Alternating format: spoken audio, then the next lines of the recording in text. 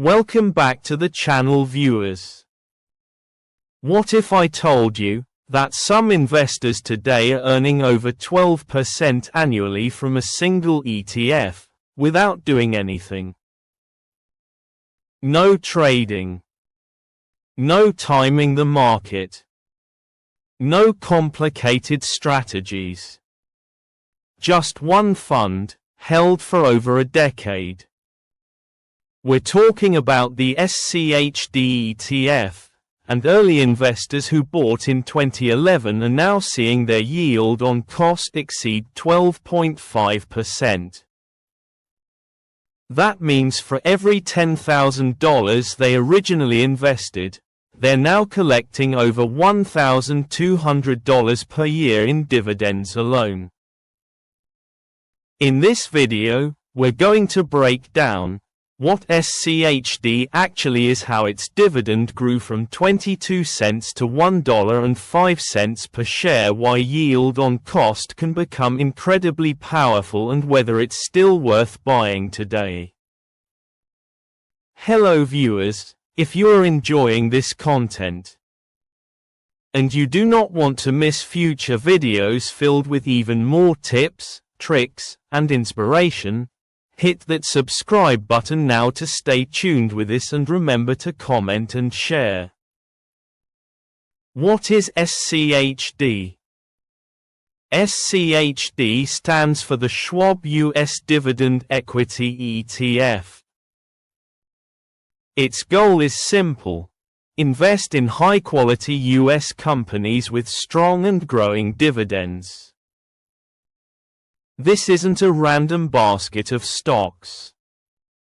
SCHD specifically screens for strong cash flow, consistent dividend history, financial stability, high return on equity. Some of its typical holdings include blue-chip companies, dividend growers, profitable, mature businesses. This is not a high-risk growth ETF. It's designed for income and stability. The dividend growth story. Now let's talk about the real reason this ETF is so popular. Back in 2011, SCHD paid about 22 cents per share annually. Fast forward 14 years. It now pays roughly $1.05 per share. That's nearly a 5x increase in income. And here's the key: the ETF didn't just maintain dividends, it grew them consistently. This is what we call dividend growth investing. Instead of chasing high yield up front, you focus on companies that can increase payouts over time. What is yield on cost? Now let's break down the magic concept, yield on cost. Yield on cost is the dividend yield based on what you originally paid. Example: if you bought SCHD years ago at a lower price, and your dividends have increased, your yield on cost keeps rising. So even if SCHD's current yield is around 3 to 4%, early investors might be earning 10%, 11%, even 12.5% plus. That's the power of time compounding dividend growth. Why this works? There are three main forces behind this. 1. Dividend growth: companies increase payouts as profits rise. 2. Reinvestment: if investors reinvest dividends, they buy more shares, which generate even more income. 3. Market appreciation: as the ETF price increases, total returns grow alongside income. This creates a compounding loop: more shares, right pointing arrow, more dividends, right pointing arrow, more shares, right pointing arrow, more income. Is it too late to buy SCHD? Now the big question: Is it too late? Short answer, not necessarily. But expectations matter. You probably won't instantly get a 12% yield. That took 10+ years patience consistency. However, if SCHD continues growing dividends holding strong companies, then today's investors could still benefit long term.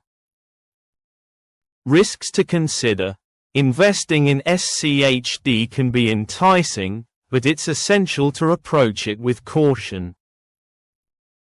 Ensure you are prepared for potential dividend cuts, which can significantly impact your returns, and remain aware of the broader market conditions.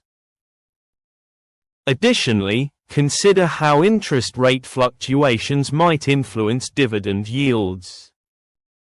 While SCHD offers attractive prospects, it's crucial to remain vigilant about the inherent risks, including market fluctuations and potential dividend reductions, as these factors can ultimately shape your investment journey and financial outcomes. So what's the takeaway? SCHD isn't about getting rich overnight. It's about building income, growing wealth, slowly letting time do the heavy lifting, and for those early investors, that patience turned into a 12.5% yield on cost, a powerful reminder of what long-term investing can do. This video is for informational and educational purposes only and should not be considered financial advice. I am not a licensed financial advisor. Investing involves risk, including the potential loss of principal. Always do your own research and consult with a qualified financial professional before making any investment decisions. Don't forget to hit that notification bell to stay updated. Thank you for watching. Your support helps us create more content and engage with our amazing community. We appreciate every single one of you and look forward to sharing more intriguing videos that pique your interest. Stay tuned for what's coming next.